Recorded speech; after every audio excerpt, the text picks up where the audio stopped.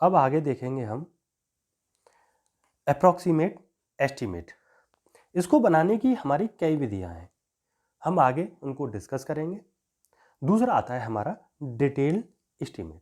Detail estimate को ही हम accurate estimate कहते हैं। एक्यूरेट एस्टीमेट हमारा कब बनेगा? जब हमारा कार्य पूर्ण हो जाएगा। उसमें हम ये देख लेंगे कि सीमेंट पे कितना खर्च हुआ, मटेरियल पे कितना खर्च हुआ, हमारा जो जो वर्कर थे, मैन थे, उन पर कितना खर्च हुआ, हमारा कॉन्ट्रैक्टर का कितना प्रॉफिट हुआ। इस तरीके से हम इन चीज़ों को देखने के बाद में जो हम एस्टीमेट बनाएंगे उसको कहेंगे हम डिटेल्ड एस्टीमेट। अब सबसे इंपॉर्टेंट चीज़ आ जाती है आपके सामने। अभी हमने एक बस इसको कहानी के रूप में समझो। अब तुम्हारा जैसे जैसे आप बनाओगे एस्टीमेट, तो उसके लिए आपके पास में किन किन चीज़ों की आवश्यकता होगी। सिविल इंजीनियरिंग का हमें एस्टीमेट बनाना है, किसी बिल्डिंग का बनाना है, किसी ब्रिज का बनाना है, किसी रोड का एस्टीमेट बनाना है, तो तुम्हारे पास में 3 चीज़ों की आवश्यकता पड़ेगी। पहला, आपके पास में ड्राइंग्स रहेंगी। तुम्हें दूसरा चीज की जो आवश्यकता होगी वो स्पेसिफिकेशन, और तीसरा हमारा रेट्स। ठीक है। अब ड्राइंग में आपके पास में किस किस टाइप की ड्राइंग होनी चाहिए? तुम्हारे पास में प्लान होना चाहिए। क्या होना चाहिए? प्लान होना चाहिए। ठीक है। प्लान के बाद में क्या होना चाहिए तुम्हारे पास में? प्लान के बाद में तुम्हारे पास सेक्शन होना चाहिए। सेक्शन के बाद में हमारे पास में एलिवेशन, फ्रंट एलिवेशन, ये सारी चीजें हमारे पास में ड्राइंग में होनी चाहिए। दूसरा आता है स्पेसिफिकेशन। हिंदी में इसका मतलब है विशिष्टियां। विशिष्टियां का मतलब है जैसे हम सीमेंट जो यूज कर रहे हैं किस ग्रेड की है, इसके बाद में हम ब्रिक जो यूज कर रहे हैं वो किस ग्रेड की है, जो मटेरियल यूज कर रहे हैं उसका ग्रेड क्या होगा। ठीक है, वो फाइन होगी, कोर्स होगी, किस ग्रेड की है, किस तरीके से हम यूज कर रहे हैं, तो वो आता है हमारा स्पेसिफिकेशन के अंदर। ठीक है। फिर आता है हमारा रेट्स। अब जो रेट्स है हमारा पीडब्ल्यूडी तय कर देता है। ठीक है। अब हम रोड बना रहे हैं तो पीडब्ल्यूडी ने ये बताया कि हमारा जो सीमेंट का है वो इतना रेट रहेगा, या फिर ब्रिक्स का है वो हमारा इतना, या मैन का इतना रेट है हमारा, जो हम ये आसपास से हम डाटा कलेक्ट कर देंगे और उस रेट से हम मल्टीप्लाई करते जाएं और क्वांटिटी हम निकालते जाएं, तो इस तरीके से हमारा क्या तैयार हो जाएगा? एस्टीमेट किसी भी बिल्डिंग का। अब नेक्स्ट आता है तुम्हारे पास में कंटीजेंसी। कंटीजेंसी का मतलब है अचानक से व्यय का आ जाना। अचानक से व्यय कैसे आएगा? जैसे अगर मानो साइड पर अचानक से वाटर टेबल ऊपर आ गया, पानी भर गया, अचानक से बरसात हुई, पानी भर गया, तो अचानक से व्यय आ गया। ठीक है। या फिर मशीन, कोई जो मशीन यूज कर रहे थे आप, उसमें एक खराबी आ गई, तो उसके लिए आपको पहले से ही क्या रखना पड़ेगा? कुछ अनुमानित जो एस्टीमेट बनाया है उस कॉस्ट का 3 से 5% हम कंटीजेंसी के लिए हम क्या रखेंगे? पैसा बचा के रखेंगे। ओके। फिर आता है वर्क चार्ज एस्टीमेट। अगर आप जो एस्टीमेट बना रहे हैं उस टोटल एस्टीमेट का 1.5 से 2% आप क्या करोगे? वर्क चार्ज करोगे। भाई मुझे इतने पैसे चाहिए तब मैं आपका एस्टीमेट बनाऊंगा। ठीक है। अब एस्टीमेट से क्या फायदे हैं? क्या हम लोगों को क्या फायदे होने वाले हैं कि हमने एस्टीमेट बनाया? उससे हमें पता चलता है कि हम किसी भी कंस्ट्रक्शन में लगने वाले समय का ज्ञान कर सकते हैं। ओके। दूसरा, हम एस्टीमेट बनाने से, एस्टीमेट से हम और क्या कर सकते हैं कि उससे हम क्या पता लगा सकते हैं कि हमारा समय कितना लगेगा। दूसरा, हम बता सकते हैं कि अगर हम टेंडर दे रहे हैं, ठीक है, टेंडर हमें देने से पहले ये पता पड़ जाएगा कि हमारा जो प्रोजेक्ट है उसमें हमारा 2 करोड़ रुपए खर्च होगा। अब हमने टेंडर क्या किए? इनवाइट किए। लोग टेंडर बना के देंगे, एस्टीमेट बना के देंगे कि मैं इतने रुपए में इसको बना दूंगा। हमारा जो मकसद है वो ये रहेगा कि 2 करोड़ के आसपास अगर कोई बना देता है एस्टीमेट और वो इतने में हमारा काम पूरा कर देता है, तो हम क्या कर देंगे? टेंडर रिलीज कर देंगे उसके पास में। ठीक है। तो हमारा क्या है? टेंडर, इस एस्टीमेट से क्या है? टेंडर को हम इनवाइट करने के लिए तथा अधिक व्यय को कंट्रोल करने के लिए इसका प्रयोग किया जाता है। ओके। इससे हमें एस्टीमेट बनाने से ये चीज है। दूसरा आता है सुपरविजन और डिपार्टमेंटल चार्ज।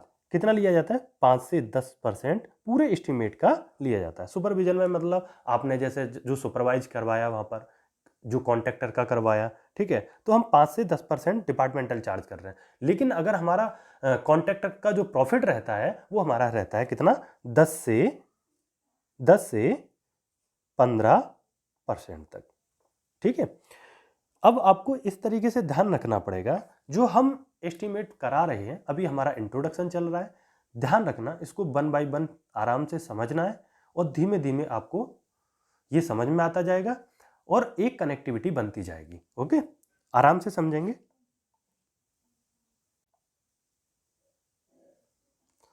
अब देख लेते हैं, हमने अभी बताया था डाटा फॉर एस्टीमेट, तो हमने बताया था ड्राइंग का यूज करेंगे। ड्राइंग में हमारे पास में प्लान होना चाहिए, सेक्शन एंड एलिवेशन होना चाहिए, डिटेल ड्राइंग होनी चाहिए और उसका स्केल क्या हो और फुली डायमेंशन वाला होना चाहिए।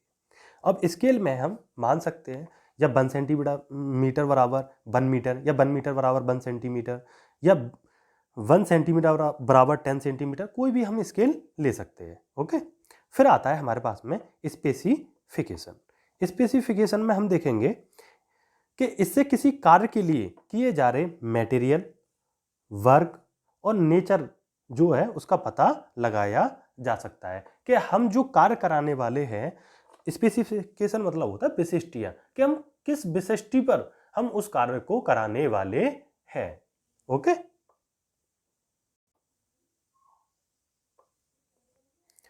अब आ जाता है कि टाइप्स ऑफ स्पेसिफिकेशन क्या है। तो 2 प्रकार का है, एक जनरल, ये इसको कह देंगे ब्रीफ, संक्षिप्त, ठीक है, जनरल। उसमें क्या है, फर्स्ट, सेकंड, थर्ड या फोर्थ क्लास ऑफ बिल्डिंग हम इसके अंदर ले लेंगे। दूसरा आता है हमारा डिटेल स्पेसिफिकेशन।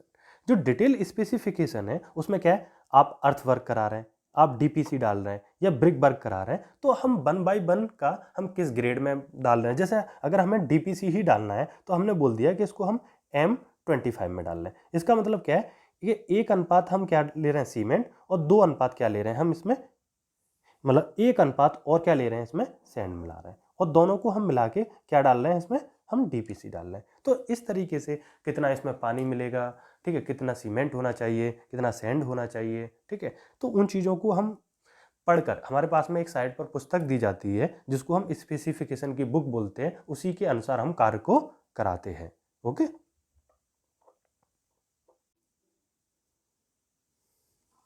अब देख लेते हैं रेट्स। रेट्स जो है हमने बताया था पर यूनिट। पर यूनिट मतलब जैसे एक ईंट तुमने मंगाई, उसका 5 रुपये चल रहा है, तो प्रति 10,000 पर कितना ईंट मंगाया, इस तरीके से। अब हमारा ऐसे ही किसका रहेगा, मजदूरी का रेट क्या है, ठीक है, वेरियस आइटम तुम मंगा रहे हो, ठीक है, उनका रेट क्या है, एक स्किल्ड लेबर का कितना है, एक अनस्किल्ड लेबर का रेट कितना है, तो उन चीज़ों को हम रेट्स में देख लेंगे। रेट्स जो है वो PWD की शेड्यूल ऑफ रेट्स की किताब से हम लिए जा सकते हैं, ठीक है। इसको रेट एनालिसिस से हम निकाल सकते हैं कि हमारा जो प्रोजेक्ट है उसमें हमारा कितना खर्चा हुआ, कितना हमारा कॉस्ट आया उस प्रोजेक्ट का, ठीक है। ओके, तो वो चीज़ हम यहाँ से निकाल सकते हैं।